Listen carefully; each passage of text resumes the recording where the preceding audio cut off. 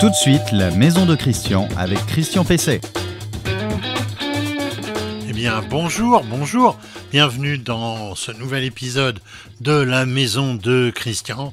Évidemment, la seule émission qui permet de rénover, transformer, aménager et équiper évidemment sa maison et faire une rénovation énergétique. C'est vraiment, de toute façon, de saison. Alors vous retrouverez cette émission comme d'habitude le samedi matin sur renoinfomaison.com qui est notre site, sur la page Facebook dédiée, sur les principales plateformes de podcast et également sur une chaîne YouTube spécifique à l'émission. Dans celle-ci, je vais répondre comme d'habitude, à une question d'auditeur et de téléspectateurs, suivant comment vous nous regardez. À la question de Marcel. Alors Marcel qui s'interroge sur les conditions de coulage du béton par temps froid. Là aussi, ça commence à être d'actualité. Alors mon coup de cœur produit, il va être pour un cutter rotatif de chez Fiskars. Vous verrez, c'est tout à fait intéressant et c'est extrêmement précis. Mais tout de suite, je vais évoquer avec quelqu'un que vous connaissez depuis longtemps maintenant, qui est David Rodriguez, le juriste de la CLCV. Je vais évoquer les vicissitudes à nouveau des aides à la rénovation énergétique et notamment de ma prime Rénov'. Nous allons pouvoir donc en parler dès maintenant. L'invité de Christian Pesset. Alors, l'invité de Christian Pesset, je le disais à l'instant, c'est David Rodriguez de la CLCV.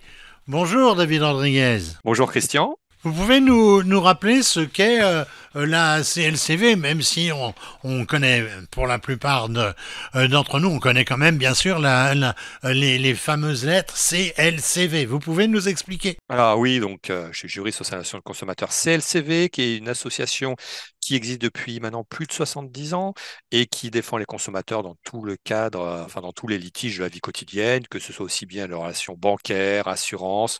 On intervient également en alimentation et puis plus précisément aujourd'hui, on intervient sur tout ce qui concerne le logement. On a également une forte implication sur tout ce qui concerne le développement durable et la rénovation énergétique. On parle depuis pas mal de temps de l'interdiction de louer les passoires thermiques.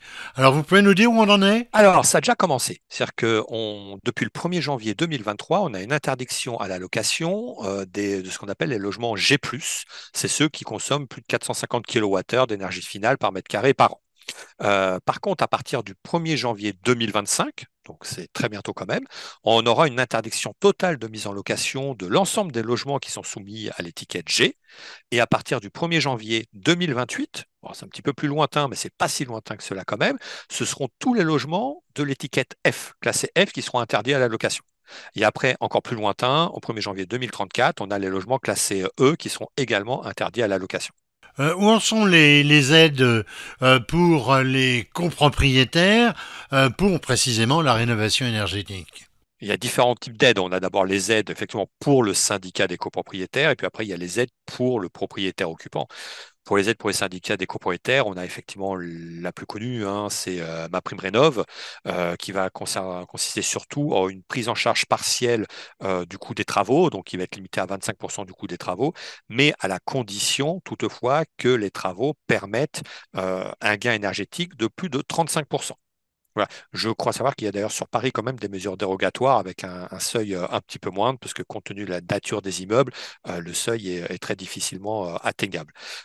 Sur les logements, alors là encore, on est sur donc 35% avec un coût de 25% des travaux et l'aide est limitée à 25 000 euros par logement. Alors, est-ce que c'est du ressort du conseil syndical pour prendre les décisions dans ce domaine?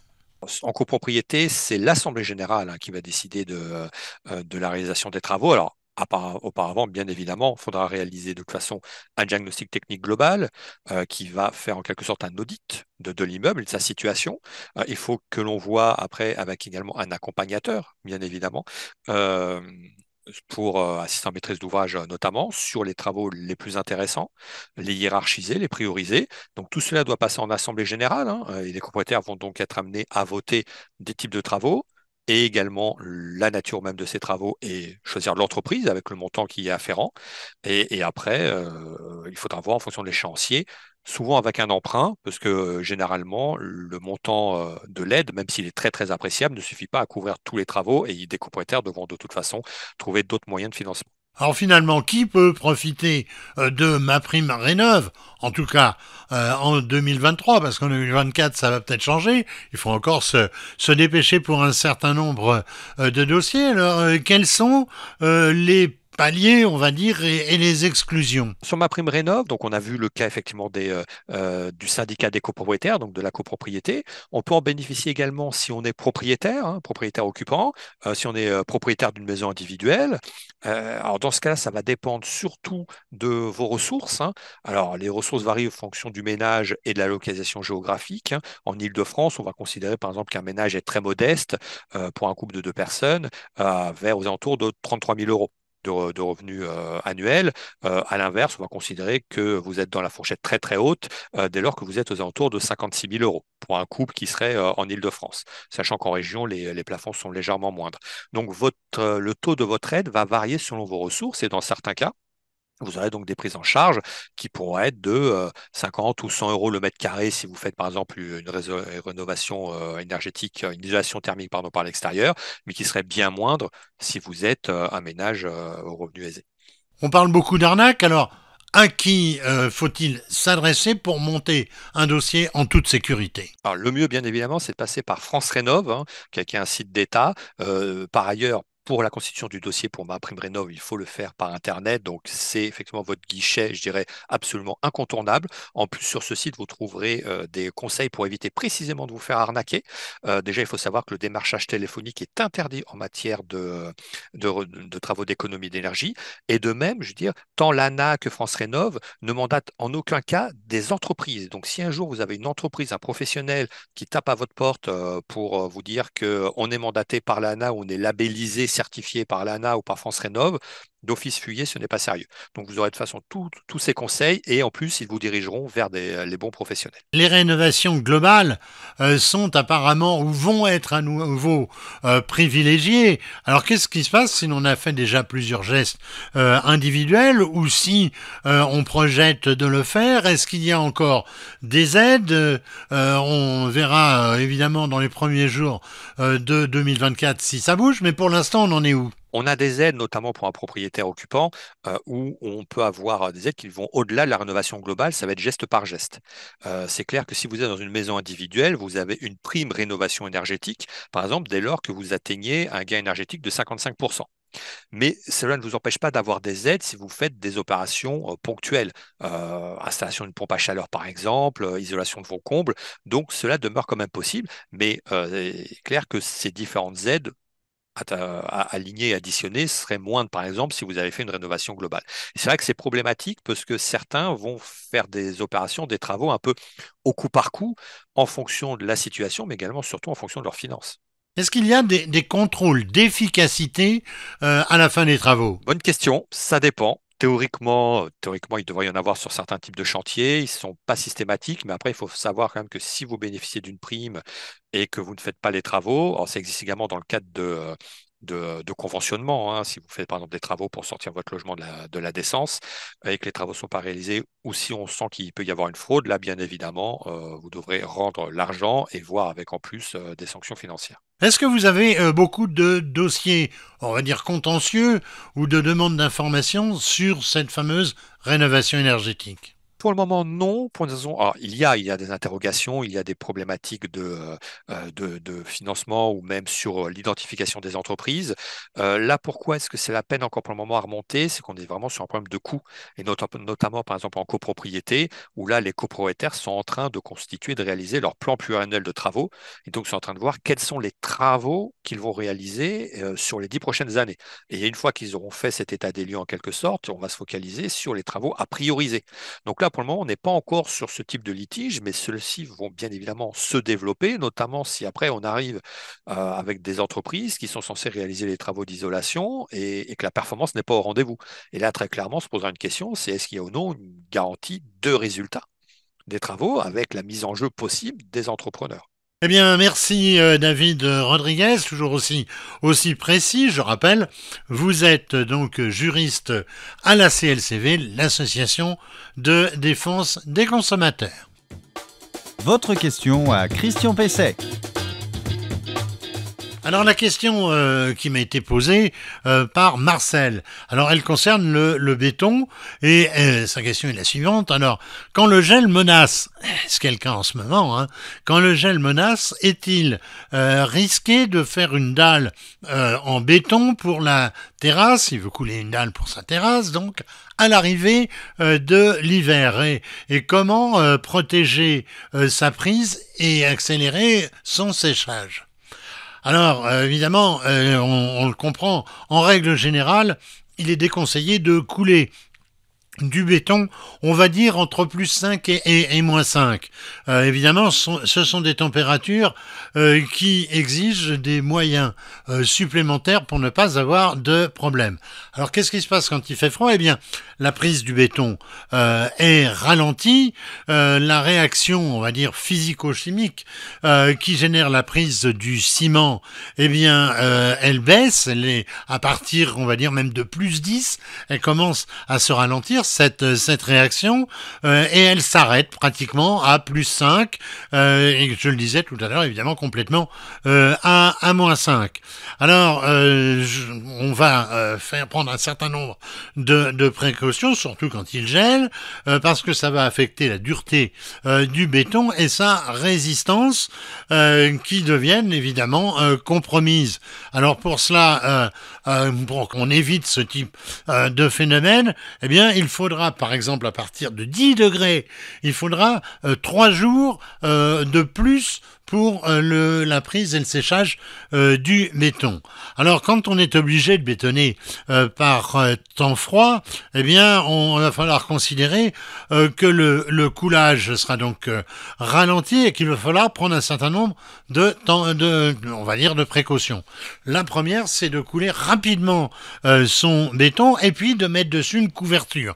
Alors vous en trouverez des couvertures sur le net ou dans les magasins spécialisés. Ce sont des couvertures qui sont généralement en fibre de polypropylène dont la face supérieure est avec également un film contre-collé. Alors il faut la laisser pendant au moins 72 heures. À défaut, vous mettrez une simple couverture, une simple bâche, mais ça serait mieux quand même de prendre une couverture donc anti-gel. Alors il y aura un allongement, je vous l'ai dit de toute façon, du temps de décoffrage et si vous devez transporter une quantité importante de béton pendant cette période, choisissez un cimentier, choisissez un producteur de béton le plus proche de chez vous pour éviter évidemment un long transport. Dans certains cas, on peut aussi, alors là, c'est quand on a vraiment les moyens ou des travaux très importants, on peut même utiliser un canon à air chaud pour réchauffer le béton, notamment évidemment quand les températures sont négatives. Alors on jouera aussi sur la composition du béton qui doit être adaptée à la baisse de température. Alors on choisira de préférence un ciment, c'est un peu technique, mais ceux qui font du béton connaissent bien ça, ou de la maçonnerie. Un ciment CEM1 ou CEMI si vous préférez, de classe 52,5 ou 42,5 que vous surdoserez à plus de 50 kg, entre 30 et 50 kg au mètre carré. Alors on veillera, au mètre cube, évidemment, c'est du béton. Ça ne peut pas être en mètre carré, donc en mètre cube. Hein. Vous m'aviez, j'imagine, rectifié. Alors, on verra à ne pas utiliser de granulats. Vous savez, les granulats, c'est des graviers. Mais on fait attention de ne pas prendre des granulats qui seraient trop poreux, parce que eux-mêmes, ils peuvent se gorger d'eau.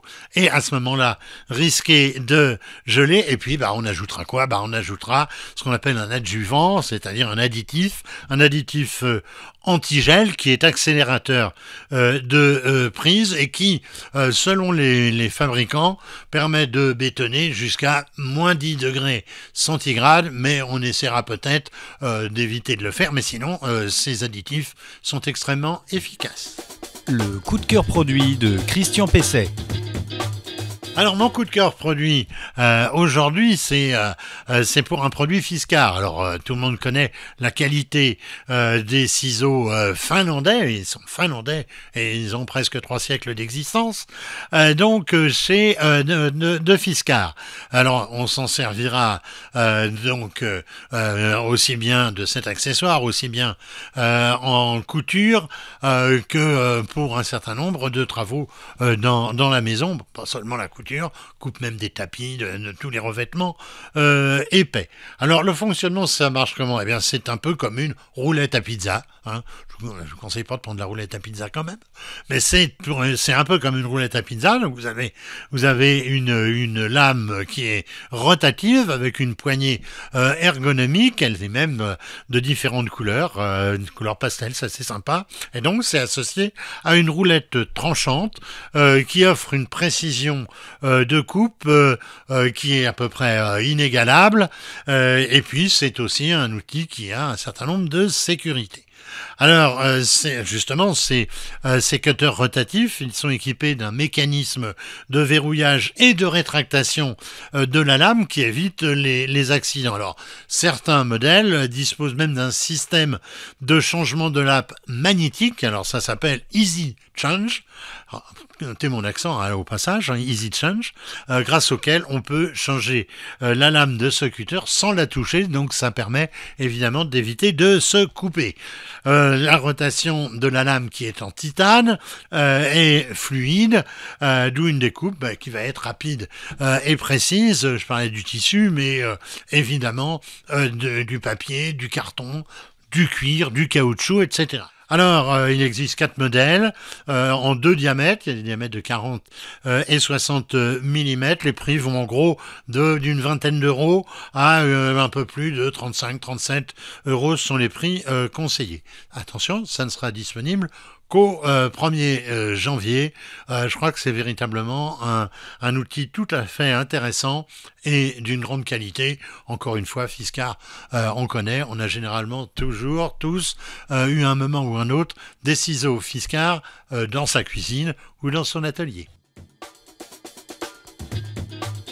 Alors, eh bien, voilà, la maison de Christian, cet épisode est à nouveau sur sa fin. Et j'espère que vous ne restez pas sur la vôtre. Mais en tout cas, vous pouvez évidemment retrouver tous les épisodes sur reno-info-maison.com. C'est là que c'est diffusé en premier et conservé aussi. Donc pour tous les anciens, vous pouvez aller sur ce site, sur notre site. C'est sur les principales plateformes de podcast. Là, évidemment, c'est en audio. C'est sur LinkedIn, plateforme plus professionnelle. C'est sur notre chaîne YouTube, La Maison de Christian, et c'est sur les pages Facebook de l'émission. Comme chaque semaine, je vais vous dire bon courage pour tous les travaux que vous pourriez entreprendre dans la maison. Bon courage, ne vous lancez pas dans des travaux qui dépasseraient vos compétences ou vos forces. Il y a des artisans qui sont là aussi pour faire de très bons travaux chez vous. À la semaine prochaine.